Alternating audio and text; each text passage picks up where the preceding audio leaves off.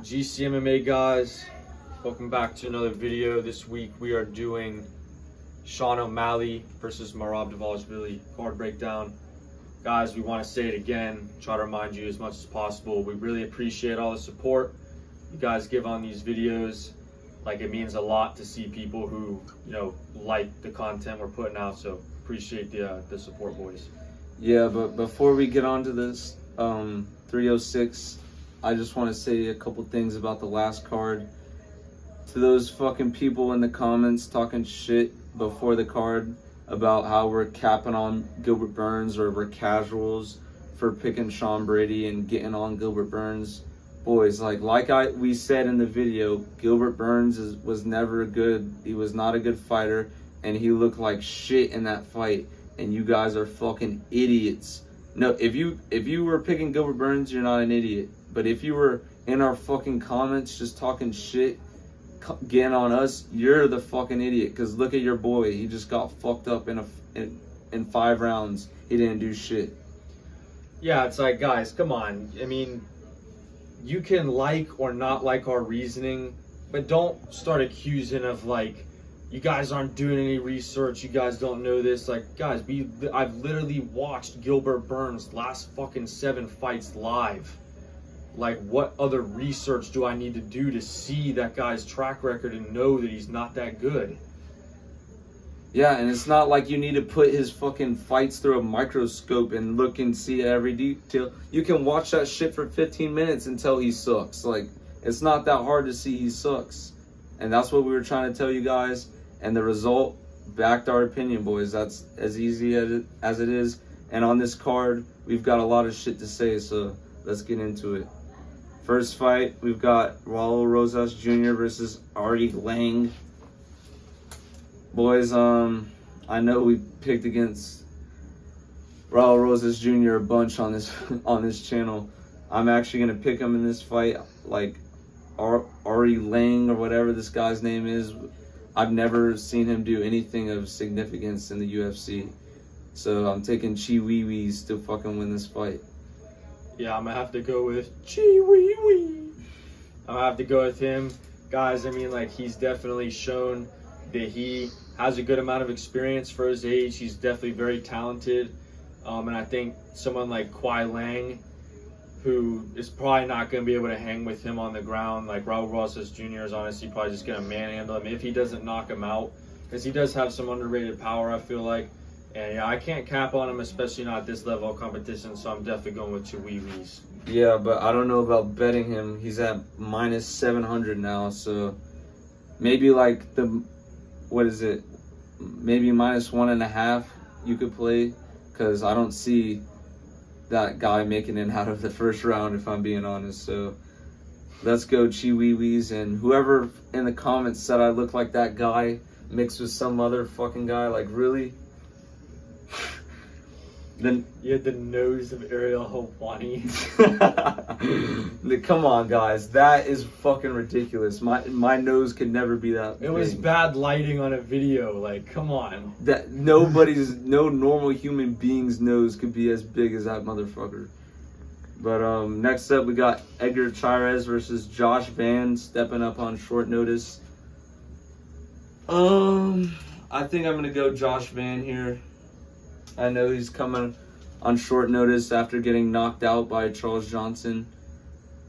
But we just saw Cody Durden come back on short notice after a knockout, even though it was Matt Schnell. Like, I think Josh Van could definitely handle people like Edgar Chairez, in my opinion.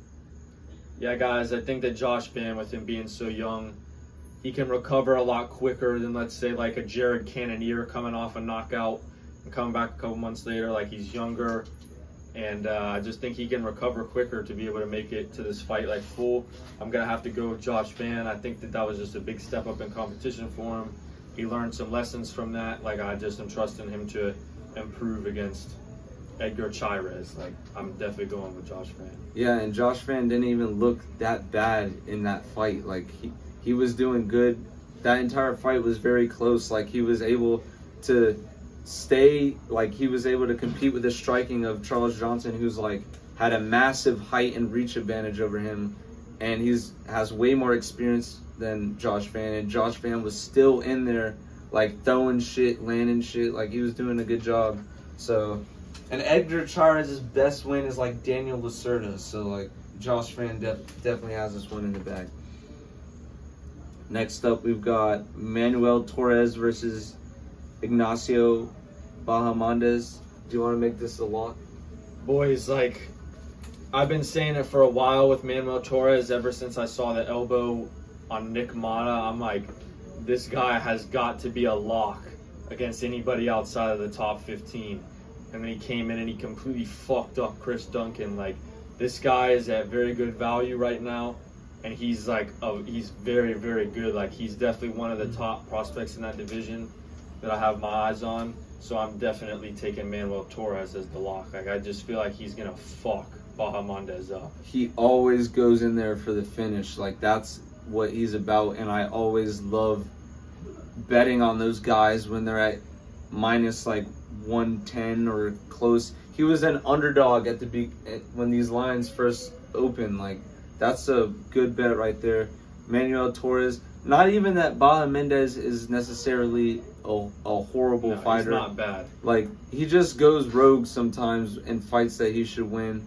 And I think Manuel Torres is about to bring some Mexican heat in that bitch. Like, he's about to throw hands and take out Bahamondes.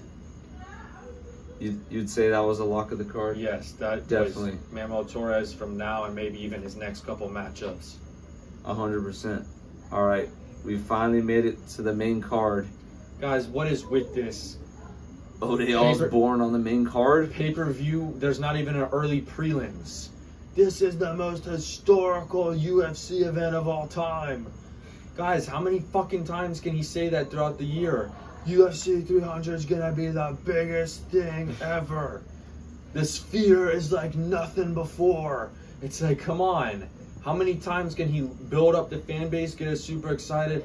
Fucking let us down like you got coal in your stocking or some shit. Yeah, Dana White is promoting these events like a shitty cars salesman at this point. You're gonna love it. Yeah. It cost me $16 million to throw this Sphere card together, and Ode Osborne's on the main card. It's just like, come on, bro.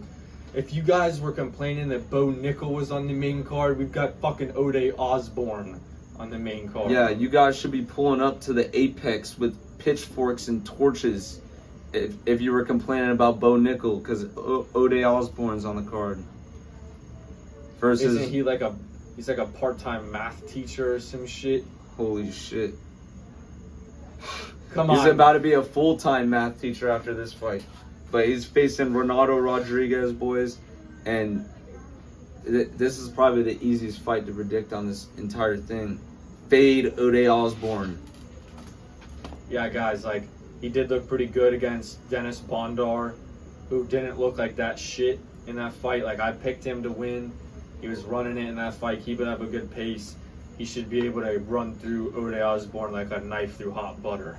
Yeah, Dennis Bondar is definitely way better than Ode Osborne. And Dennis Bondar sucks. So that's just it's like... still fuck Dennis Bondar. Yeah, fuck that guy. But anyways, moving on, we've got a kind of trickier fight to predict on this card. Probably the hardest one to predict. We've got Daniel Zellhuber versus Esteban Ribovic. Guys, I'm going to have to go with Daniel Zellhuber in this. You know, I definitely picked against Esteban Ribovic in his last fight. But guys, I'm not ready to treat him like he's the next big thing because he knocked out Terrence McKinney. Like, he's good, but Daniel Zellhuber has also proved he's pretty good. He's got a good, like, ability to keep him at range, pick him apart and shit. And I just feel like he still has some more to prove to me if I'm going to think he's like the great, oh, you can't pick against this guy because he knocked out Terrence McKinney. Yeah, if he takes out Daniel Zellhuber here, yeah, I will definitely be impressed with him. I just think he's going to have a hard time of getting in range and landing those powerful strikes because of the range and the height of Zellhuber. Like, that's his whole game plan, is he comes in this division hot, like, tall as fuck, and then just jabs away, throws the kicks, racks up the points, racks up the damage, and wins these fights. I hope Rivovich gets another crazy knockout because Daniel Zellhuber doesn't really like knock people out like that, or his fight's really entertaining, but he should win this fight. So hopefully Rivovich wins, but I'm taking Zellhuber. All right, now we have Brian Ortega versus Diego Lopez. Finally, we're getting this fucking Finally. fight. We took Diego Lopez the first time, and we're going to take him again. Guys, I've just been waiting to see Brian Ortega get his ass kicked. Yeah, Diego Lopez is not fucking Yair Rodriguez, boys. Yair Rodriguez has no ground game whatsoever. Diego Lopez is going to come in there swinging. He's going to be in Brian Ortega's face. Yeah, Brian Ortega has a good chin. Don't get me wrong, but Diego Lopez brings a different type of pressure. And say Ortega gets like a lucky trip and the fight goes to the ground, I trust Diego Lopez to not get submitted on the ground. Yeah, guys, I mean, Diego Lopez winning this fight, especially in emphatic fashion, I definitely like the idea of him versus Max Holloway or Topuria. Like, guys with that type of energy, that type of striking, like, that would be fire. And once again, like, that's the reason I love the UFC. This guy was, like, nowhere to be found 2 years ago. 2 years later, he's fought a bunch of times, fucked a bunch of people up, and now he's almost contending for the championship. Like, we can't ever feel like we're losing hope in the UFC when people like Diego Lopez and Garcia come in. And Manuel Torres, yeah, Jean Silva, Barajo. There's like so many like newer fighters coming in the UFC that are actually are raw.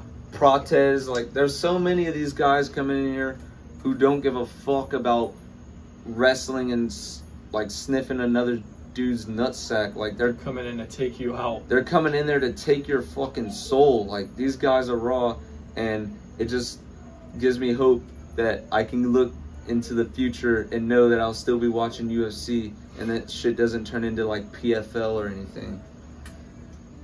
Yeah, guys, because I mean, if Arman Sarukian becomes champion, good God, can't do that, boys. we can't do People that. like Tom Aspinall aren't the champion, but fucking Arman Sarukian is. Come on. It's just getting ridiculous at this point. Pantoja. Like, Bilal Muhammad. What the fuck is up with the flyweight division right now, though? Seriously. That division is fucked. Hopefully Kai Kara France is the last hope of that division, in my opinion. At least he knocks people out. Yeah, because, like, what other contender is there at flyweight? It's a guy. Bobby. No, I mean, like, a guy we fuck with. Yeah, nobody. Ursig just got... Ursig. It sucks. Maybe if Alessandro Costa could run that. Yeah, maybe. If he was actually... If he fought Matt Schnell, he would have knocked the fuck out of him. Like, that would have been over so fast. Anyways, boys, on to the main event. Sean O'Malley, the Sugar Show, versus Merab Dvalishvili. Guys, we've picked the Sugar Show in every fucking fight he's been in. He's let us down once. I feel like Sean O'Malley is going to be able to knock Merab out. Merab has gotten touched by Cejudo. He's gotten touched by Marlon Moraes, for fuck's sake. He's gotten touched in his career before and wobbled. And we've seen Sean O'Malley like rock motherfuckers. I feel like he can definitely take his ass out. Yeah, the Sugar Show has a different type of power in that division, I'm telling you right now, boys. And fucking Merab has been rocked by the likes of fucking Marlon Moraes, Henry Cejudo. When Sean O'Malley touches his chin, it's not going to be pretty. Not to mention, Merab has coming off a staph infection. And he was drinking in Mexico last week. Coming off a big ass cut on his eye that he decided to post on Instagram to let everybody know that he has a massive cut above his eye. Guys, as soon as the Sugar Show punches him in the face, that cut is opening up, and the doctors might even come in and stop that, because you know damn well Dana White does not want Merab to be the damn champion of that division, boys. He wants to do Makayev to him. When his contract's up, he's getting cut. Yeah, boys, the fucking Sugar Show is the move here. Merab is not winning this fight. It's as simple as that. Yeah.